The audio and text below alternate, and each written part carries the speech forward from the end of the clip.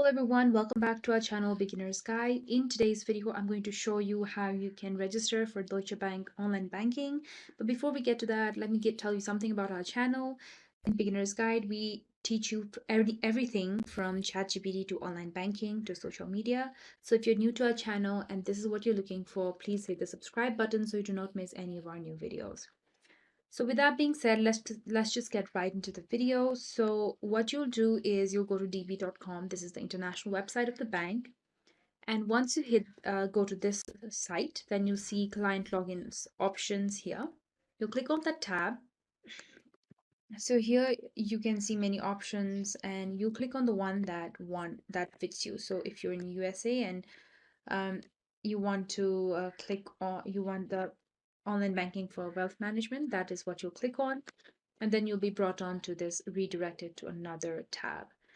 And over here, if you scroll down here, you can see not enrolled, register now option. You click on register now, and then you'll be brought onto this online registration form. So here, first you will agree to the terms and condition. You'll give your profile information. You'll verify your identity.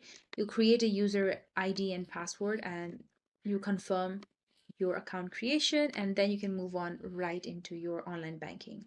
So let's start registration. So click on start registration. Then, so there are some terms and conditions. You'll just click on I agree. You can read through it if you want to, and then click on continue. And after that, here you enter your user information, and all of these fields are required. So you'll enter your name, your first name, your last name, your address. You have to provide your full legal address. You'll enter your zip code, your city, your state. You'll enter your social security number and your date of birth over here. And then you will enter your phone number and then the account number. And once you do that, you click on continue.